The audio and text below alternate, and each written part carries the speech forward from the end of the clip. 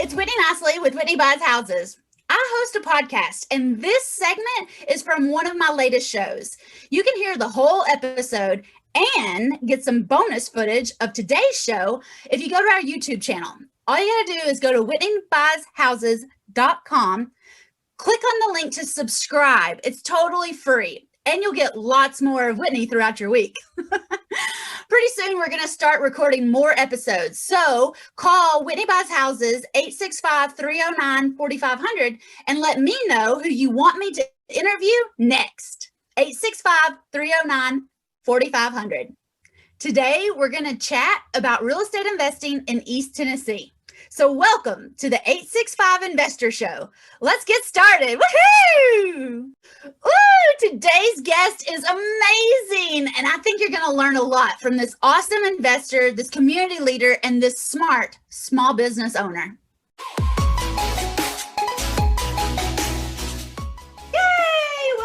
I am so excited to talk with Modesta today because Modesta has been doing deals and wholesales and fix and flips and buy and holds and the whole real estate stuff, all while working, being a mom, being a wife, and being a sane person in this crazy world that we live in. Yes. So Modesta is here with me, and I've got to brag on her because not only is she doing amazing things by herself, she's partnered with one of my very best friends in real estate investing, April Crosley, and I'm so excited to see what these women are able to accomplish together and what they still manage to do by themselves too, because I love women helping women and women working with women to promote everybody. I love all of that. So this is going to be an awesome interview. Modesta, if you want to say hello and tell us a little bit more about yourself, now's your time. Okay. Hi, everyone. So like Whitney said, my name's Modesta. I reside in Pennsylvania.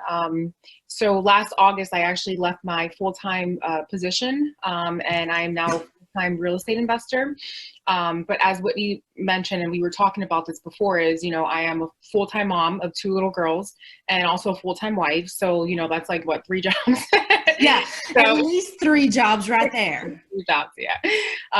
So yeah, I've been investing for a little over, I would say 3, like real serious 3 years. And so I do wholesaling, some flipping, I do hold rentals, and I do some lending as well. I love all of that. And I want to reiterate that you were working a full-time job, 9 to 5 in corporate America, wifing and momming and investing on the side for 3 years before you were able to say, I can do this full time. And I think that is beautiful. And congratulations also, because a lot of women, that's their goal, but they don't ever actually take the leap because it's scary to leave what we've been taught as regular, steady income and take this leap of faith out into real estate investing where you got to work it, girl. Absolutely. Congratulations, though, because I think a lot of women say, I'm going to do this, but then somewhere along the way, they get distracted, they get comfortable, they get a raise, they get another week of vacation, and they're like, you know what? It's fine. I don't really need to leave. Yeah, definitely. It's like walking into a closed door, and when you open it, it's completely dark. You have no idea what you're doing. You just have to trust yourself and trust God and just trust the environment, and just go for it. And have some confidence in yourself that you can actually make it happen. I mean, you see April's out there, she's making it happen. I'm out here, I'm making it happen. There's probably hundreds of thousands of us, probably, I hope, doing this full time. And the more women that we can see making that leap, the more it's going to encourage the rest of us to come along. So congratulations. I'm super proud of you for that. Thank you. Let's talk about your first deal, though. I'm obsessed with the first deal because I think it's the most magical deal. Tell us about how you found it, what you did, what you were planning on doing, and how it all worked together. Okay. So my first real estate experience, I would say, was my husband and I were actually looking to buy our first house. And then during that time, the company that I worked for actually ended up firing like over 3,000 employees, I would say, salaried employees. And I remember like looking at my husband and saying, like, we need another form of income because this can happen to anyone, Oh, and so we basically just like changed tracks at that moment. I called my realtor and was like, hey, is there any way that we could look at multi-units versus houses. And I explained what was going on. And he said, yeah, that's fine. Let's look at that. And we ended up finding a multi-unit where we lived in one and rented the other. So it was a duplex? Yes, it was a duplex. Yep. I love that. And if I could go back to college, if I could go back to my early 20s, I would buy duplexes, triplexes, and quadplexes. I wouldn't have ever even gotten started in houses. Now I'm grateful. I'm thankful that I got started in houses, because now I've got 15 of them, and that helped me get into multis. But it is so smart just to get started in multis and live in one side and rent out the other. Yep. Perfect. Do it. Yep. So that's how we started. Yep. That is fantastic. And somebody calls that house hacking? Is house that what hacking, they call yep. that? Awesome. I love it. Yep. I'm looking at a house right now and I'm already calculating, like, can I put the upstairs on Airbnb and let like a traveling nurse stay there? Like, how can I house hack a house? So there's always something you can do to make some more money here with some empty bedrooms. All right. So that was the first deal. And I guess it was pretty traditional, just regular financing, all that stuff. Yep. Tell us, have you done any creative financing? Well, actually, the multi-unit that I have now, the other one, I have a 3-unit. It's actually seller finance. So the previous owner is holding a note for me. Yeah. I love that. So how did that conversation go? Did your agent find that one for you, or were you mailing? Or yeah, we were mailing out, and she contacted me. It was actually my first mailing that I sent out to multis. Yeah, it was pretty interesting, because you always hear like, oh, mailing's not working, or it takes like 7 to 8 rounds. And so that it was my first round. She replied back, and looking at the property itself, though, she had it on the market for a while, and I don't think it sold. Or she didn't get offers, and there was just a lot to it. Like the inspection was coming up and things like that. So there were just a lot of benefits of us buying it the way we did, where she didn't have to deal with getting it up to codes, or dealing with an inspection or an appraiser and things like that. So it was just a win-win for everyone. So tell me more about that, because I mean, is it okay to buy a property that's not up to code? How do you work around that, or how do you bring it up to code periodically? Or tell me more about it. Yeah. So we basically, that was like the one reason why we were able to get it, because we knew that it wasn't up to codes. Like when I walked through it, I saw that the roof needed to be replaced and that the siding, there was just a lot going on. And once you buy the property here where I live, the city automatically sends you notes stating that the inspectors are coming out, but you can delay it. You can say, hey, I'm not ready yet. So I did it as many times as I could, which was 3 times. And then eventually, like during that time though, my husband and I were working a lot on the property. I mean, I kept apologizing to my tenants and saying, listen, I know I'm here every single day and I'm a pain in the butt, but I need this property to be up to codes, and so finally, like last week, we passed. I mean, he just kind of was like, great job. You guys did a fantastic job. It was a lot of work though. And buying seller financing, the money is coming out of your pocket. So we kind of had to do things as gradually as we could, in order to make it work. Yeah. What do you mean the money's coming out of your pocket?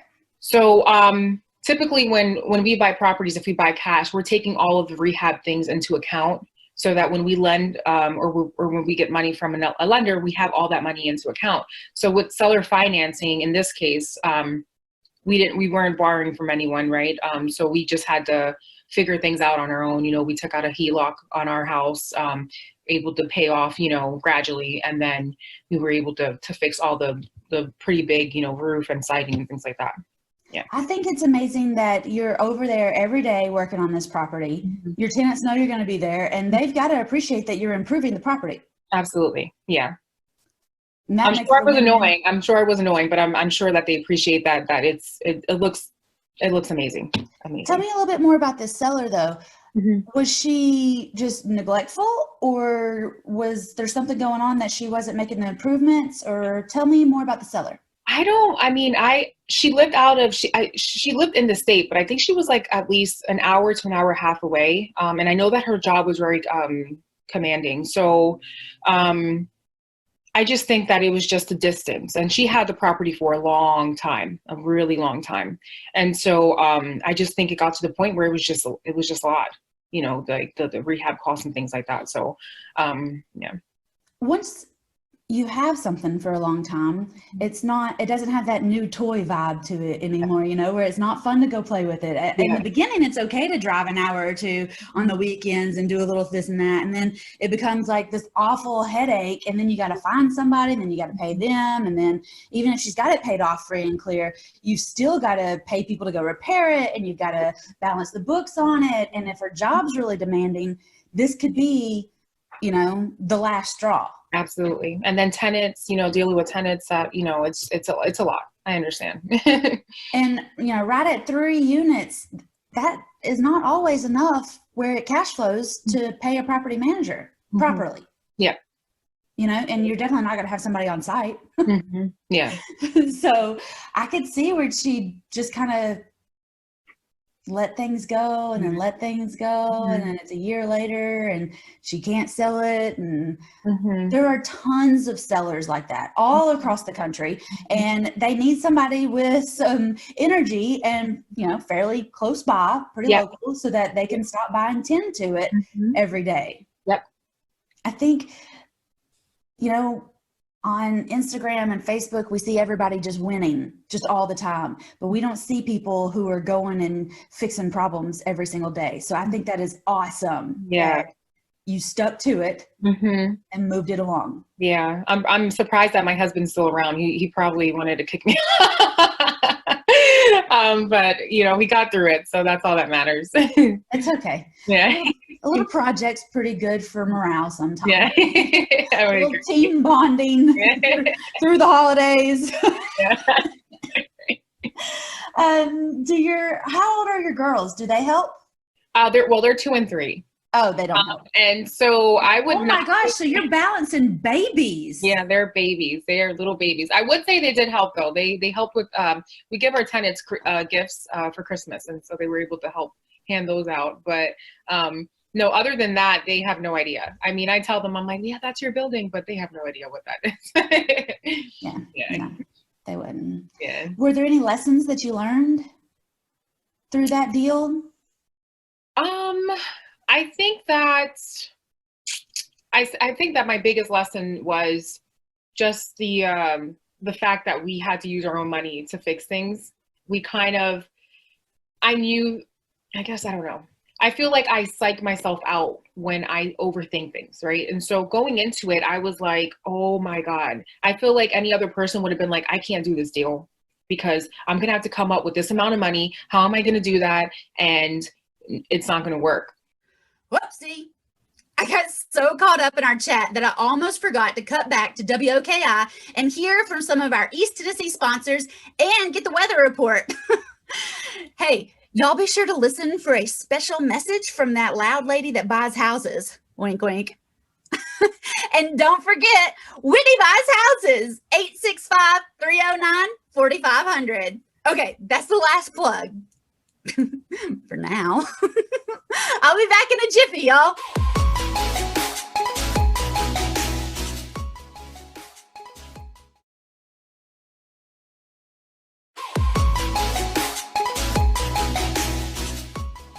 Hey, y'all, I'm back. This is Whitney Nicely with Whitney Buys Houses.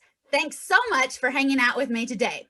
One of the coolest things that real estate investing has given me is tons of free time. And in the time that I should be 9-to-5ing, I get to interview other real estate investors and local East Tennessee celebrities who work with and promote investing in East Tennessee. Today, I have a super awesome guest, and we are digging into first deal lessons, what you should look for, and how to make more money and save more money when you invest in East Tennessee.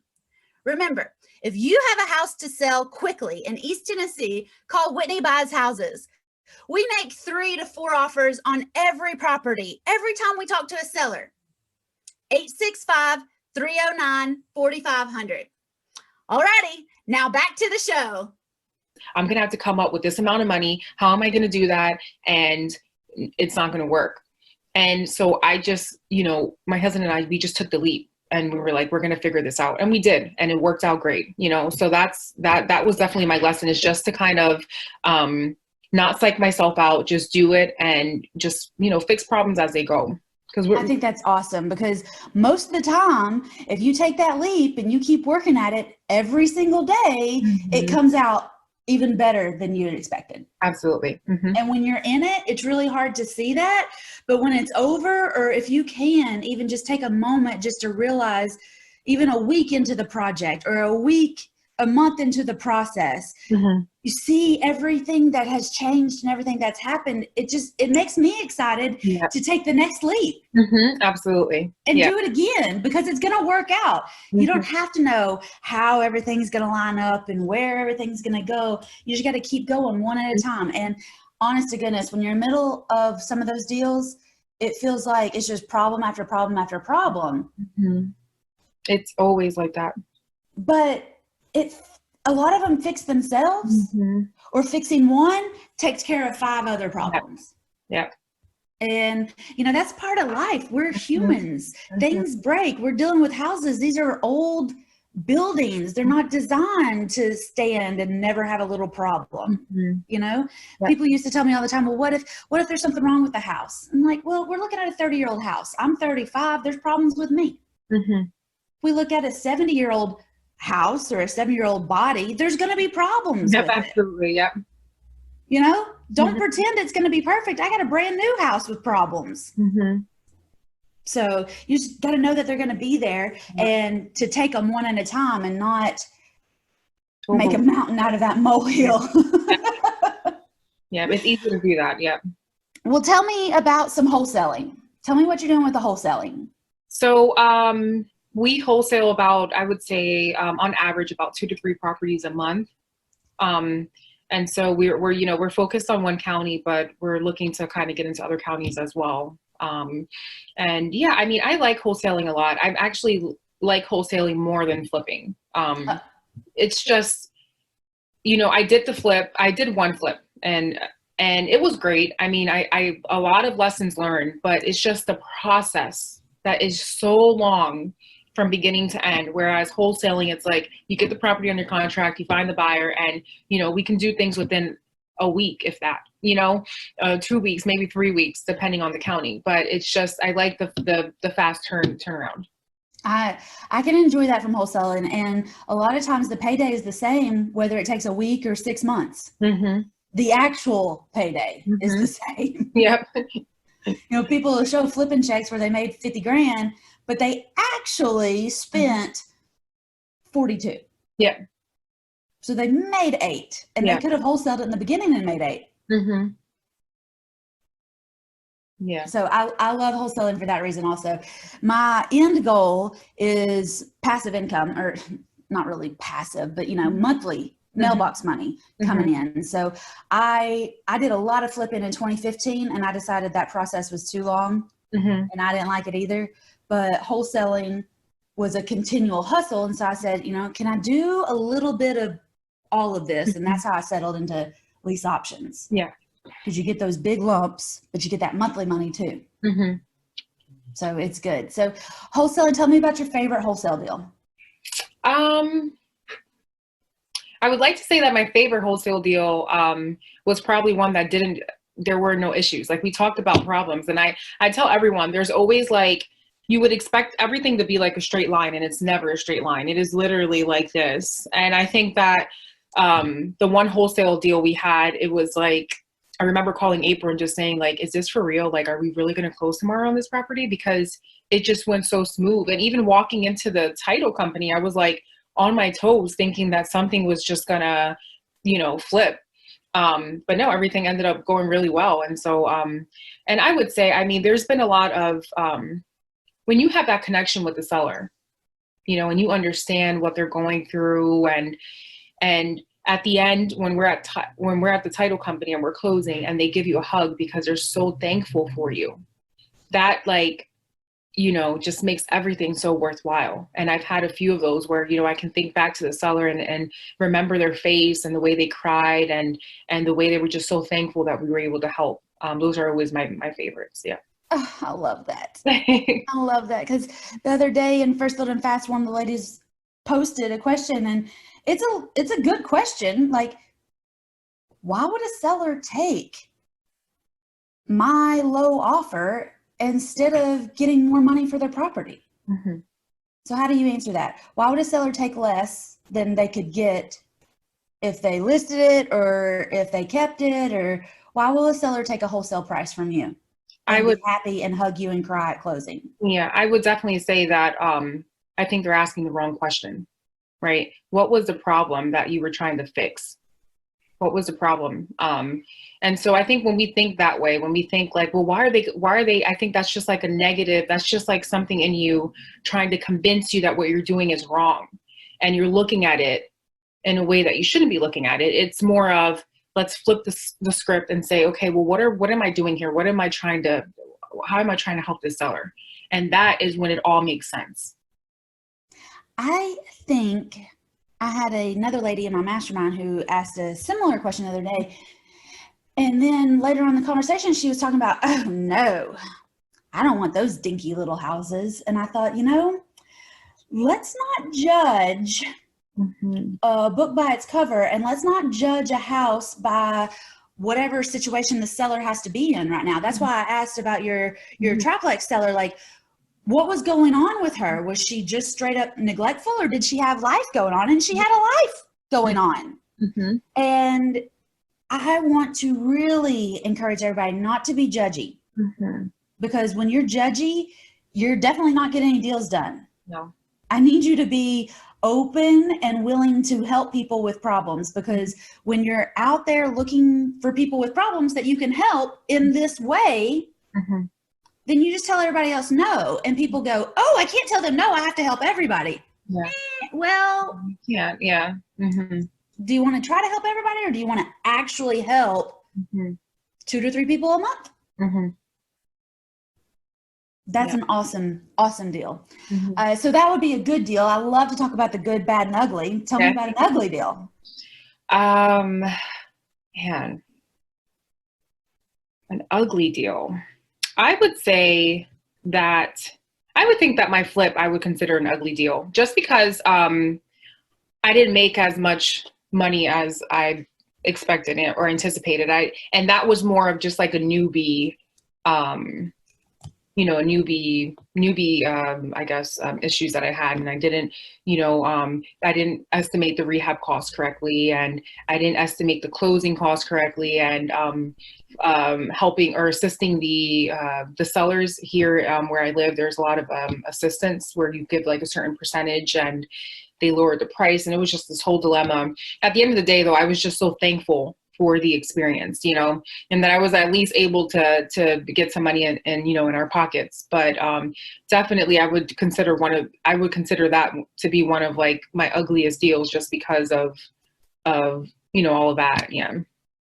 So you didn't make as much as you were expecting. You mind telling me, what were you looking for? Yeah, I think we were expecting to make around like 18,000, and we made like around 8. Yep. Which isn't bad. No. Bad. You made $8,000, and you probably can't count how many lessons you learned. Yeah, exactly. Yeah, it was, the lessons were amazing. I learned so much, and I was able to build so much relationships. It was the first time I used a lender, and he loved working with me. I mean, he asked me constantly, like, do you have a deal coming up? Because I want to, lend to you again, and blah, blah, blah. And so those lessons were definitely life-changing. And on your good deal that we were talking about a minute ago, how much did you make on that one? That good deal, I think we made 10,000 on that one. Yeah.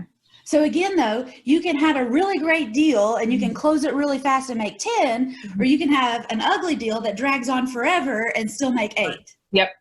And people watch the TV shows, though, and they say, no, I got to flip houses, and I got to do this, and I got to do that, and I'm going to make $45,000. And I'm like, yeah, but did you really? Yeah, did you really? Exactly. Did you? Yeah. Was it as much fun as it looked like on TV? Yeah. Okay, awesome. So we talked about fix and flip. Tell me about lending, because you are a lender. And I think that is super interesting, because a lot of people don't realize they could be a lender until they're, a multi-gajillionaire on, Wall Street and competing with those guys. How can somebody who is a mom and a wife and working a regular job be a private money lender? Yeah, so I actually have two forms of, I guess, accounts, excuse me, where I lend.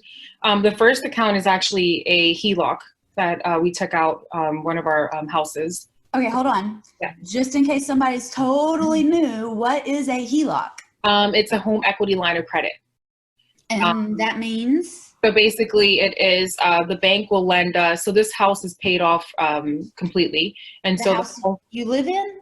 Or it's actually someone that I'm related to, okay. that person's house, but I basically just deal with the whole financing of that. So we were able to get a HELOC. So it's basically the bank will lend us 80% of what the value of the house is, and so from that we're able to lend. And right now that there's a loan out on that account.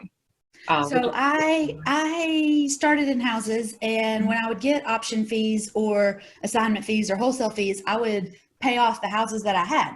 Mhm. So I ended up with a house free and clear, and I did the exact same thing. I pulled a HELOC against a rental house that I had and used that money to get into apartments.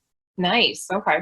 So I creatively self-funded my apartments, but it's the same Yeah. kind of principle. And lots of people either have equity in their personal house. That's why I asked, is it your house? Mhm. Or their mom has equity, or their sister has equity, or somebody's got a house paid off, or you've got a rental house paid off, like the lady you bought your triplex from. You know, she could pull a home equity line of credit on that and still have money coming in from the triplex, but also have money coming in because she loaned out the value, 80% of the value of the property. Like, Yep. yes, please. So many opportunities. That's crazy when you find out like what real estate can do, right? Yeah. There are thousands of ways to make money in real estate. And I became a private money lender just this year. April's been trying to tell me for like 4 or 5 years that I could be a lender. And I was like, no, I had all the excuses, right? And April and I even have a program together where we teach people how to do private money lending. And I was totally game for it until it became me being the lender. I'm game for borrowing other people's money. I'm game for fixing and flipping. But I swear it was like 3 years into it before she finally convinced me that I could be a lender. And I was like, after that, I did one loan, I did another loan, I've got a third loan out there. Like, it's just been like, duh, I have houses that I've paid off. Why not borrow against them? And I pay money to have the line with the bank, but I'm loaning it out for a lot more. Yeah. And I'm creating relationships with other people that need this kind of situation. It's totally amazing. And I say that because I've been in this for a while, and I just figured out another way to make money. So you don't have to know all of it right up front at the beginning. You don't have to do it all in the beginning. You're 3 years in, right? Who knows what you'll be able to do in another 3 years, but you just got to keep going. Whoops. I have to cut in right here and let WOKI catch us up on everything happening in East Tennessee this morning. Y'all don't go anywhere. We'll be right back with the 865 Investor Show.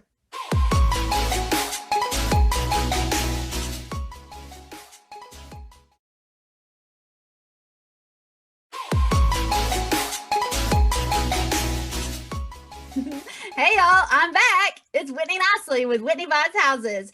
You're listening to the 865 Investor Show, and today I have a fantastic guest on the show with me. We're digging into some real estate investing lessons. We're going to be talking about the good, bad, and ugly parts of investing and how to make more money and save more money when you invest in East Tennessee. If you're just catching us, then the full episode is going to be on our YouTube channel. Go to WhitneyBuysHouses.com for the full episode and some bonus content. While you're there, if you have a house that you want to sell, call Whitney Buys Houses, 865-309-4500. We make 3 offers on every property while we're there with you. Okay, now where were we in the show? Oh, okay, here it is. Woohoo! So tell me more about that. So that's currently on a short-term loan. The person that has the money, he basically used it to buy a rental, and he's going to refinance out and then give the money back plus interest. And so that's that. And then I also have since I left my job in August, I have my account in a self-directed IRA. And so you had like a retirement account from corporate America? Yes.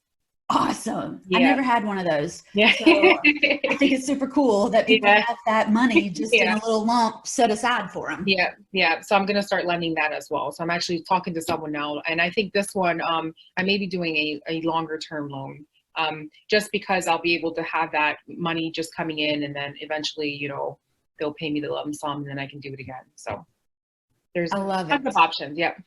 There are tons of options, and a lot of ladies have those 401ks, but they don't know what to do with it. Somebody else has always just dealt with it. Mm-hmm. But switching it into that self-directed IRA and then having a little bit of control and a little bit of opinion on what it should be used for, whether it was short-term or long-term, that has to be such an empowering feeling. Absolutely. And I think a lot of ladies just leave their money in a 401k because somebody else is dealing with it. Somebody else has got to take the headache of it and blah, blah, blah, blah, blah. And, you know, kind of out of sight, out of mind, somebody else is taking care of me. Y'all listen, this is 2020 and there's not a knight in shining armor that's going to take care of you like you're going to take care of you. Absolutely. Get control of your finances, y'all. Absolutely. Get it together. It's time to be an adult. You're raising children out here. It's time to show them how to do this without waiting on somebody to save them. Yeah, absolutely. I agree 100%. That's just not going to happen anymore, girls. Mm-hmm.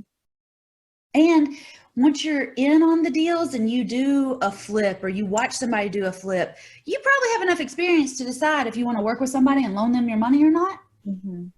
And then how much you want to make on it. Mm-hmm.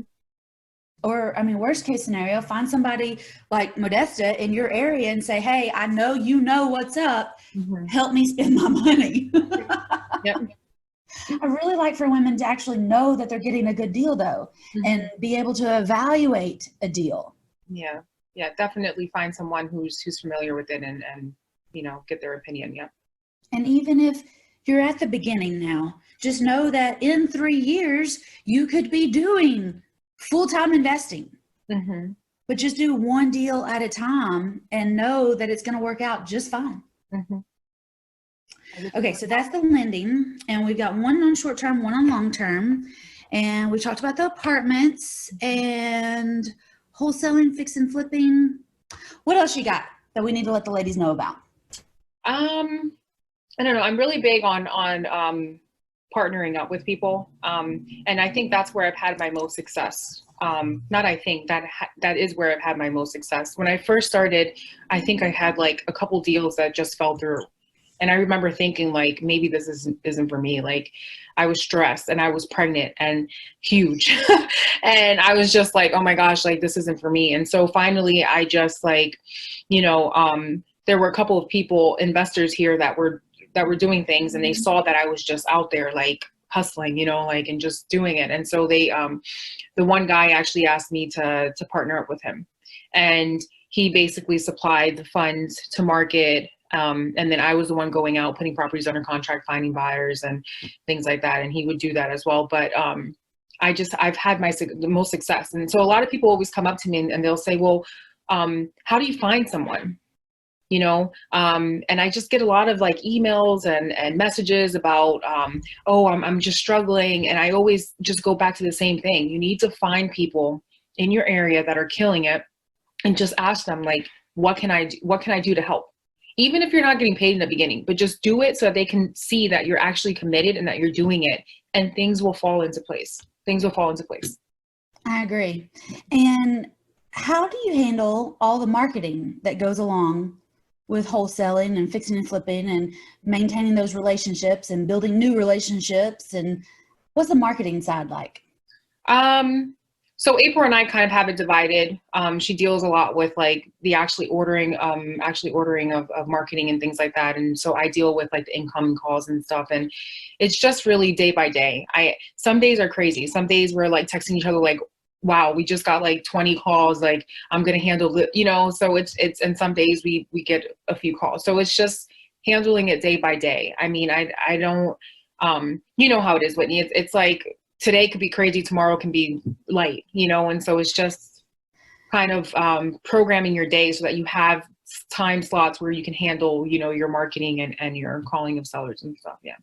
It's the quiet days that freak me out. Yeah. It always is. Those are the worst days. Yeah. Because you know it's coming. It's like, okay, it's quiet today, but I know tomorrow is going to be crazy. It's like, I'm checking my phone, making sure the Verizon bill got paid. Like, are you kidding me? Like, what is going on here? I didn't wake up to all these things happening. Yeah. It's a different balance because it's not that you can just plug in from 9 to 5. You got to be ready to handle it when it comes. And even different months and different seasons are heavier than others. Even the heavy during a slow season isn't that bad. Yeah. Yeah. But as long as you're ready, you It can is. handle whatever gets thrown at you. Absolutely. And I will admit, there are times where I give my daughters some popsicles so they can stay, in the living room, eat their popsicles while I go call sellers. It happens probably more than I should let it happen, but we have to do what we got to do. I mean, you got to buy those popsicles, right? Right. I need 10 minutes. Right. How do you balance momming and wifing, and do you send the girls to any kind of daycare? Anybody help you do that so you can work a regular shift? My 3-year-old, she goes to preschool, so she's there basically all day, and then my 2-year-old is at home. But if it's not my mother-in-law who watches her, my mother does. And so, like right now, I'm in my little office, but she's in the living room with my mom. And yeah, when they say it takes a village, they're not lying. I never really understood that until I actually had kids, and now it's like, it's a struggle some days. I'm not gonna lie. Some days I'm trying to do stuff and the girls just like, they just want to be on me, and I'm just like, girls, I need to finish this, and I'm just trying to, and they don't know what, they don't know. They just want mommy, so it's a struggle. But I've been mastering how to breathe and, just like calm down and just get them occupied a little bit doing something so I can finish things. So it's just taking it day by day. I love that. And that's why we're doing all of these things, is so that we can have even just a spare moment to enjoy momming and living. Yep. Awesome. Well, I'm glad you got some help. Thank you. I'm glad you got that situated. There's a lady in First Load and Fast, and she says, she got into real estate so that she could be a full-time mom. But daycare is the best thing that ever happened to her. I would definitely agree. Yeah. She was like, this is not what I expected, but do I ever need this? Absolutely. Well, good. Well, I'm super proud of you. You're doing awesome things. I love seeing what you're doing on Facebook and keeping up with all the adventures that you and April are going on. And this is fantastic.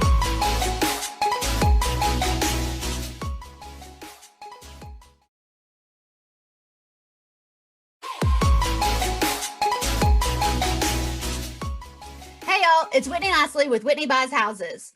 I got to tell you that I haven't always been the real estate person that I am. I haven't been the real estate nerd that I am these days. And I haven't always been the principal broker of Whitney Buys Houses.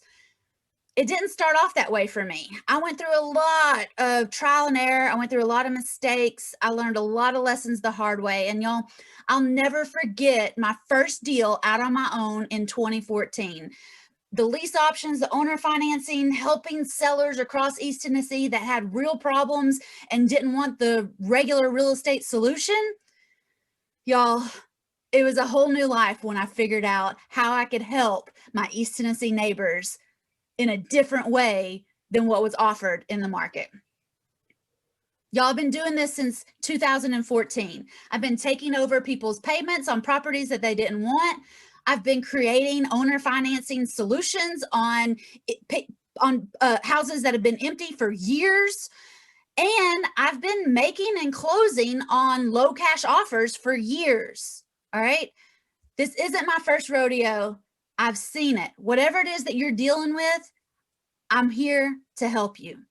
I really love helping the people of East Tennessee realize there's more ways to find real estate relief than just signing 18,000 pages in a contract that really benefits your listing agent. And you don't have to suffer through watching 42 people stomp through your house on a Sunday afternoon. Not all houses are show worthy. All right. you might have a house with a bunch of stuff in it, or it needs some fixing and flipping, or maybe it just needs some paint. Maybe we could put lipstick on a pig. But for whatever reason, you don't want to go through the regular real estate roller coaster. And I get it. All right. That's why I've been working with sellers creatively over the last couple years. The team at Whitney Buys Houses and we aren't like regular realtors. We are licensed, but we're not like that. We're not going for the listings. All right. We also aren't like your typical real estate investors. All right. We actually team up together with our sellers. We're going to listen to your actual problems. And sometimes that has nothing to do with the actual real estate. All right. And we're going to be able to solve these problems with you quickly. Every time we go to look at a property, we're going to make 3 offers. And we can make these offers over the phone if you want us to. Now, we would love to drive out to your property and make offers there. In fact, that's usually when we can give our best offers, is when we're with you. But if you want us to go look at it when you're not there, that's fine. People send us keys to properties all the time. We go look at it. We will call you back. We will always make at least 3 offers. And the deals that we close at Whitney Buys Houses, it could take 7 days. It could take 14 days. It might take 90 days. All right. 3 months. You can handle 3 more months of that payment while we're working our buns off to make sure that it's out of your hair after that. All right. And 7, 14, 30, 90 days, like that all just depends on which of the 3 offers our sellers accept. All right. We're going to make these 3 offers and you can let us know 1, 2, or 3, which one you like. Worst case scenario, like I said, we are licensed real estate agents around here. So offer number 4, we'll list the property and then we'll handle all the craziness that follows together. I don't want to list it though. All right. I want to buy the property. I want you to know, I want every seller to know across East Tennessee, y'all tell your friends, tell your neighbors, tell your family, tell the people in your Sunday school class that you don't have to be stuck with tenants, toilets, and troubles anymore. Call Whitney Buys Houses, 865-309-4500. All right, I want you to let everybody know. Share this out with your friends. You don't have to be stuck fighting with your siblings over your mom's house. You don't have to be stuck fighting with the bookkeeper over this and that and the other and chasing the receipts around and fixing and flipping. And you don't have to be stuck spending hours at the attorney's office and, fighting with the property managers because they're not collecting the rent or they didn't pay you or they didn't fix it or, all these things. You don't have to go through this anymore, y'all. Call Whitney Buys Houses. Let us make 3 offers on your property and buy it this week. All right. Whitney Buys Houses, 865-309-4500. I also had to take a second and let you know that I love helping women. I do, whether I'm helping you become a real estate investor or whether I'm buying your mom's house so that your mom can live the rest of her life without the responsibility of keeping up with this house. I want you to know that your mom shouldn't have to suffer on a wait list just to wait on her house to sell so she can get on with her life, so she can get into a senior care facility or so that she can move into your spare bedroom. Your mom shouldn't have to suffer the golden years with real estate problems. All right. And I don't want you or your siblings or your mom to watch her real estate profits get gobbled up fixing and flipping just to satisfy an end buyer or an inspector or to improve the appraisal. Y'all, let Whitney Buys Houses buy your mom's house this week. We love your mom's house just like it is. All right. And we want you to remember it just the way that you were raised there. All right. Don't let it be a thorn in your side. Call Whitney Buys Houses and set up an appointment with our certified home buyers. Remember, Whitney Buys Houses all over East Tennessee. 865-309-4500. Y'all give me a call this week. I'm happy to make you 3 offers. I'm happy to come to the property. The ladies here in the office, they'll take great care of you. Check out our website, WhitneyBuysHouses.com. Subscribe to our YouTube channel. Y'all, please give us a call, 865-309-4500. And remember, Whitney buys houses. Thanks for listening to the 865 Investor Show. I will see you next week, or I'll talk to you next week, 6 a.m. on WOKI 98.7. All right, y'all have a fantastic week. Give us a call. Bye, y'all.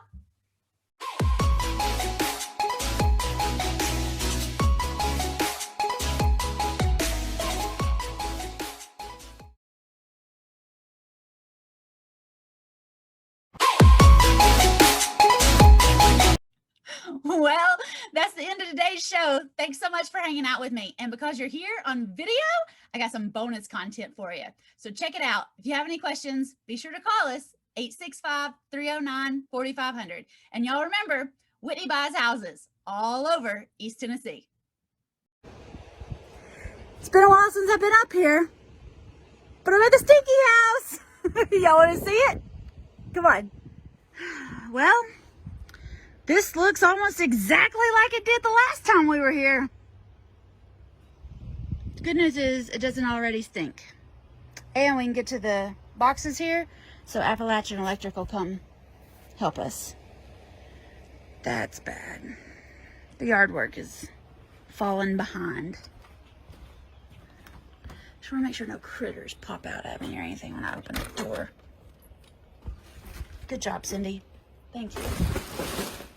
Cindy and her crew were here cleaning for me. Washer and dryer hookups. Water heater. Oh, the kitchen looks great. Oh, this looks fantastic. We just need appliances. We're good to go here, y'all. Now, this is a modular home. This is a mobile home. We'll repaint that. Those blinds look okay. This floor looks good. I don't really know why that room divider is there. I'm gonna need a new front door. Those curtains are cute. Gonna need to paint this. Oh, that's dirty. You dirty. That is cute. Super cute. We need new glass. Look how good the floor looks. New vent cover there. I'm not sure about this at all, but whatever. This room looks good. Yeah, it's dark, but that's okay. We'll put some fresh paint on the walls. Cindy's got everything out of the closets. Oh yeah. That vanity needs just a little bit of work. We've lost our mirror. Look, there's nothing in the toilet. Hallelujah. Tub looks good. We'll just refinish it. Put it back on the wall. We got some drawers. This place looks fantastic. I think they kept a dog right there or something. Yeah, look how bad the floor looks there. It's okay, we'll just clean it. Oh yeah, this is fine. Oh, those floors look great. Oh yeah, built-in desks, some nice shelves. That closet's cleaned out. Cindy, you did a great job. All right, now this bathroom, I'm gonna have to re-glaze that or something. It's just dark and funky looking. That's fine though. All right, I'm confused. Is that thing, it's not plugged in, right? It's just a tub in the middle of the floor? Yeah, no, that's not gonna work. One of these doors goes to the basement. Hello? All right, here's a bedroom. Wow, it's huge. This bedroom is huge. It's like 2 bedrooms. I think that's 2 bedrooms. And somebody's taken this wall down. That made 1 big bedroom. That's nice. Hey, here's some sheetrock. Awesome. This is a good sized bedroom too. It's purple. It's okay. Purple ceiling, it's okay. We can handle it. All right, I think this is the the door to the basement. Y'all want to go down? I'm gonna let you look before I look. Hello? Anybody down there? Hello? Okay, I'm not going down the basement. Quit going to basements in years. Not going. I trust that Cindy got it cleaned out. Okay, so there's these 2 bedrooms back there. One's huge. There's a bathroom here in the hallway. There's a bedroom here. So there's 3 bedrooms and a bath here. This is the living room, kitchen area. Here's another bedroom and bath. Okay, so 4 bedrooms, 2 baths upstairs. In the kitchen. Fantastic. Good job. Cindy, this looks fantastic. You did awesome. Overall, not too bad. Definitely have 3 bedrooms and 1 bath, and then another bedroom with a bath attached. So 4 bedrooms, 2 baths upstairs. So I think another bedroom and bathroom downstairs. 5 bedrooms, 3 baths. Fantastic. Yes. Awesome. Good plan. We're going to need some blinds. We're going to need some paint. Going to need a little touch up in the bathrooms, but I think we're in business here, y'all. This is in Talbot. It is a mobile home, but you saw those extra bedrooms and see that add-on? You see the add-on right there? It's got a whole basement under that add-on. So it is a mobile home, but it's got an add-on with a full finished basement that I did not want to go in, but I will go to next time somebody's here with me because I'm scared of basements. Okay? Anyway, I think we're going to Airbnb this thing, or we may just do a regular rental on it. It's big though, y'all. This place is nice. It's going to be nice. Check back with me in a couple weeks. Call Whitney Buys Houses or go to whitneybuyshouses.com. Or call 865-309-4500 if you want to know more about this and see what we did with it. Then go to our YouTube channel. Okay?